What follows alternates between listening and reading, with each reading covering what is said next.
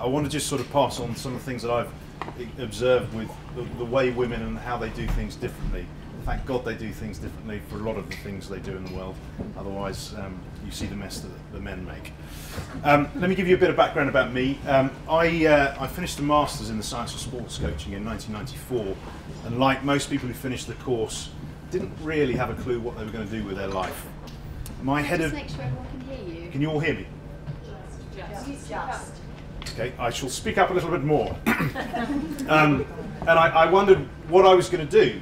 And the head of department handed me the keys to the department and said, look, you're the kind of guy who'd set up his own business. Why don't you have a go and just give me 10% of anything you make? I thought, do you know what? That's a good deal. And at 22, I knew nothing. But at 22, I thought I knew everything. What I did have was just that sort of confidence just to go out and try and network and speak to as many people as I possibly could. I was very lucky that my first client was the Great Britain Highboard diving team that was based in Sheffield. Now, the Great Britain Highboard diving team in 1994 looked like the John Smith's beer diving team. Most of the water was going out of the pool, and when I said, right, well, who are your major competitors? And they said, well, it's the Chinese, go and have a look at this video. And as many of you have seen at the Olympics last year, the Chinese were diving off the 10-metre platform, entering the pool, and for some weird reason that's unbeknown to many men and women, they made zero splash. I still can't work out how the little buggers do it, but they do. I then ended up working with the England cricket team, the Great Britain rowing teams, and I spent a lot of time working in football. But basically the way I got into those jobs was through networking. At times I couldn't believe some of the conversations I was having with some of the people I was having them with. But I was probably a necky young 22, 23-year-old, but I just got into places. I spent a lot of time working in professional sport, and was up at Middlesbrough Football Club, and I decided to get out of sport. Crumbs. Sorry, I'm networking! That's probably the snow discussion. Decided to come back to London and set up various small businesses, which involved, again, going out there and starting again and making a network of people. I now work with organisations and individuals. I sit them down and say, what are you really good at doing? What aren't you so good at doing? And if you're that clever, what do you keep doing the stuff that you're not good at for? When it comes to looking at women in business, I'm all for women getting together and talking about how they can help be better at what they do. One of the best women I ever heard speak of this was a very senior banker at Deutsche Bank. She said, it's not about being a woman, it's about being good at what you do. Whether we like it or not, the business world is a man's world. Unfortunately, that's just the way it is. The most clever women I see be successful in that world is they understand the game. I've met the Queen of Birmingham at networking this evening. Her confidence comes across the minute you meet her. All of you give off a level of confidence. We all have a bow wave that we take out, that you walk into a room that people will notice. Are you... Let me finish. That's the other thing about women's groups, they interrupt. We all have an energy that surrounds us, so when you walk in, you give off stuff. Now, Diane comes across as a very confident lady. She said it helps if you're small and blonde. If that was the case, I wouldn't be in business.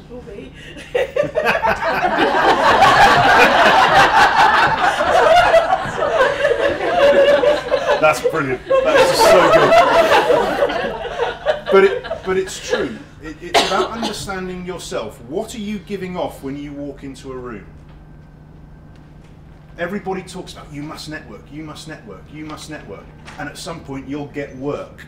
And that's the equation that's built up in our brains. But actually, if you think about it, getting the work is a result of the things that you do along the way. The key thing is about building relationship. Once you build relationship and they have the trust in you, work comes. It was really interesting meeting Diane, because I'm sure she gets lots of work just by turning up. Because people think she's a good lady and she has a way of connecting with people. This is not my son. Oh, Mum! I thought he was your lover.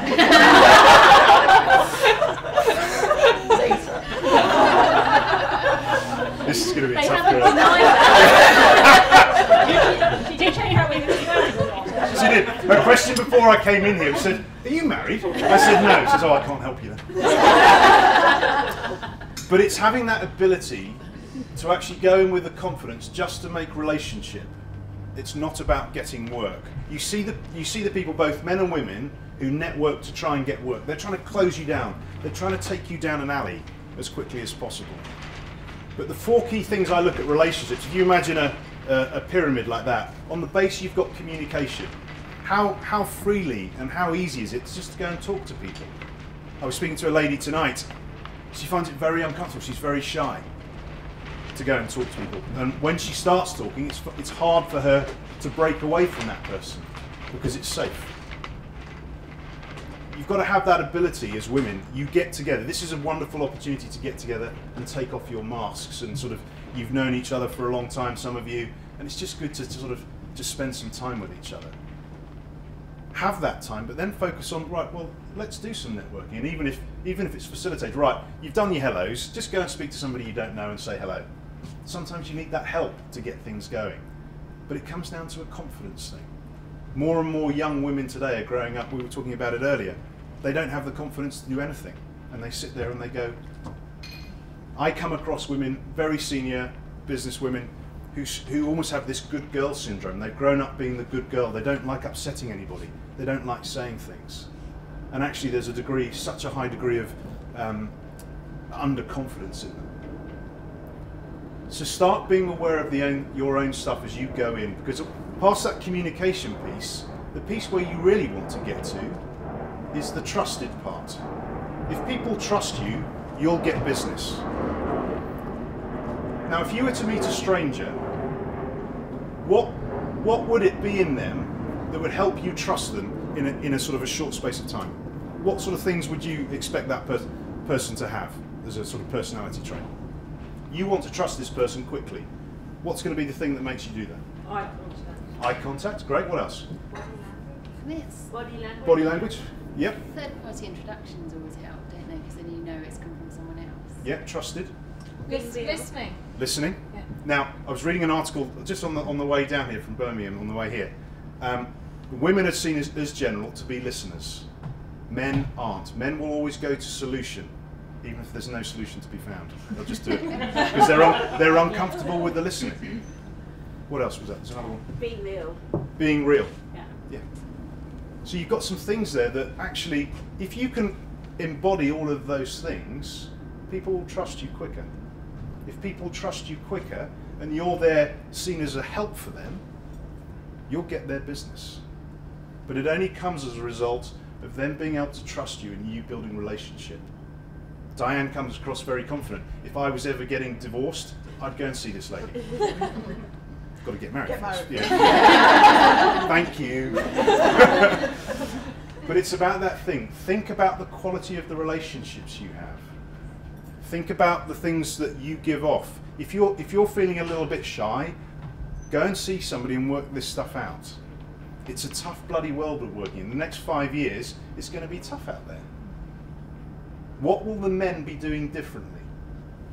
Open question. What will the men do differently in the next 5 years? So be more aggressive. More aggressive? Someone says they join more sports clubs and stuff, and there's a sort of traditional overhang of relationships and legacies that come from that. So they'll get into other forms of relationship, of forming relationships and bonds with other people, mainly men. They help each other. They help each other. In what way do they help each other? They really help each other.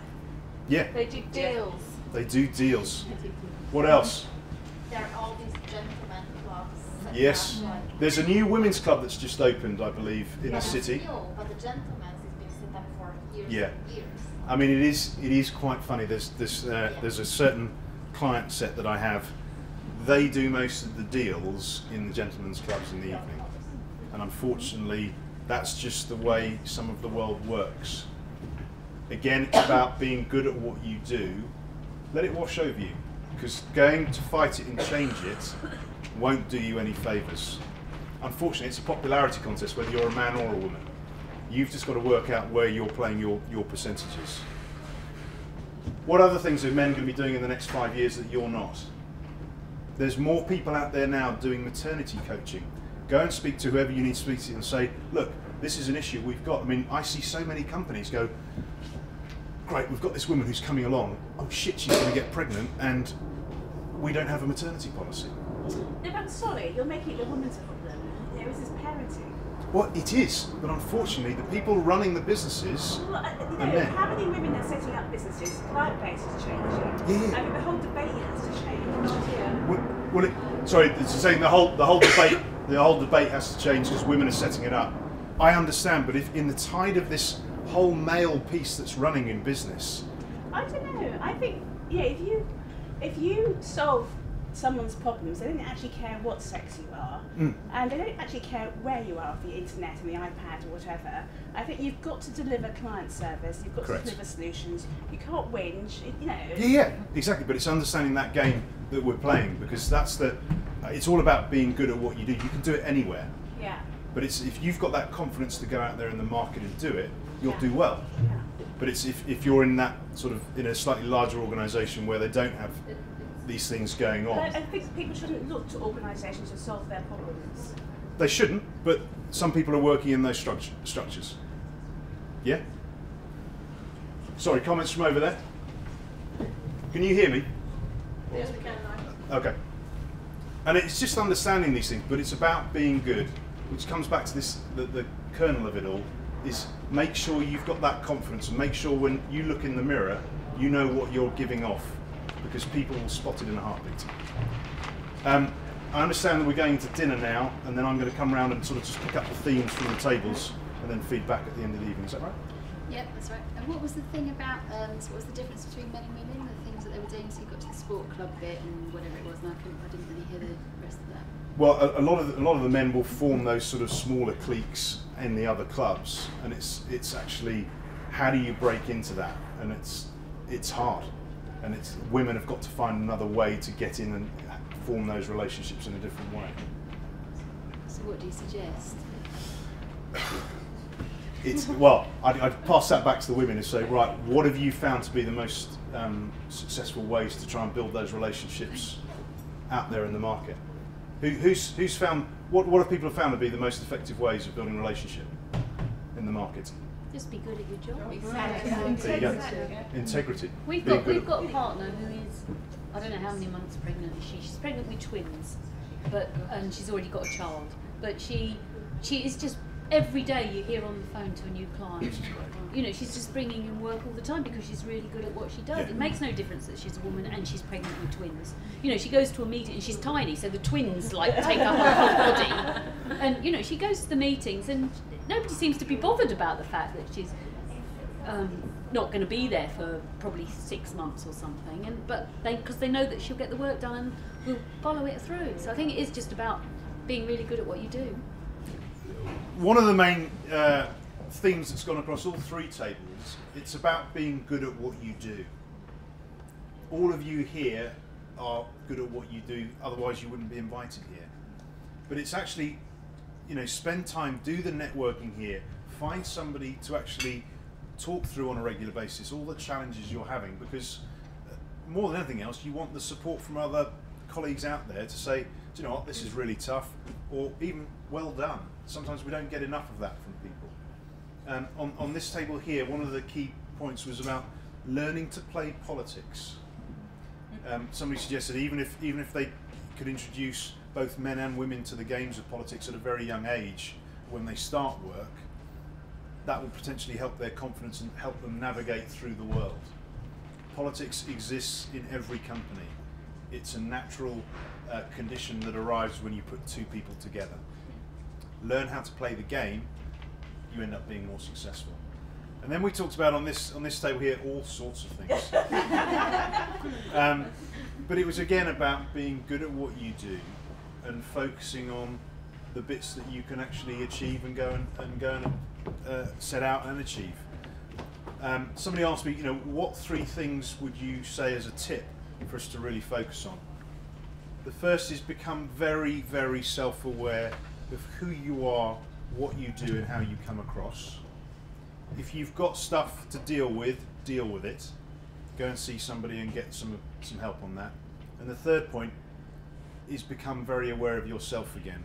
Because the more aware you are of yourself, the better you'll be able to be aware of other people, your clients, other people in the office, and you'll be able to read situations much, much clearer and get to the objectives that you're out there to set. So I will leave it like that. Has anybody got any other questions before we call a close to the meeting? Anything goes. Karen, why did I say that? But if you're more aware of yourself, does that mean that you're not defensive or you're not trying to control something, or what does that really mean? When you're more aware of yourself, you'll be able to be aware of a lot more things. You will have much more knowledge of what's going on. You then have the choice of how you use that information. So actually you can get people to do things that they hadn't necessarily thought about doing in certain situations. And that's the clever part about it. You can influence, you can guide people, and you can get to somewhere where they didn't think they were going to end up in the first place. And that's part of selling. Now, what you sell is about being good and true, but you've got to create those relationships. But when you're aware of things in people, you'll be able to see them. You can push buttons and you can pull levers. What are the common things that people would do that you need to be more aware of? In terms, sorry. We just saying if you're more self-aware yourself, then you can control situations better or manage people. But what are the situations where people sort of do things that make you have to do that more? Well, what we talked about earlier is about building this trust piece. If we can build that high levels of trust, people will start engaging with you much more freely. Some people find themselves to be quite nervous when you first meet them. Deal with the nervousness, help their emotional state, get them calm and make them feel safe. You've then got the trust. So it's just being about aware of where other people are and getting them to that sort of safe place where they feel comfortable to trust you. Once you've got that piece right, the world will open up for you. But that's about EQ, really, isn't it? Yeah, emotional intelligence, yeah. And it comes back But to you that can't self. really teach, that's far more. Say again? You can't really teach EQ. You can make people aware, but actually EQ is. Well, I think you can teach it because it's that self-awareness piece. You know, people say, well, that's just the way I am, and I say, well, frankly, in this day and age, that's not good enough. It's about being something you choose to be. You can learn this stuff. It is hard, and I believe leopards can change their spots. You just got to rub really, really hard.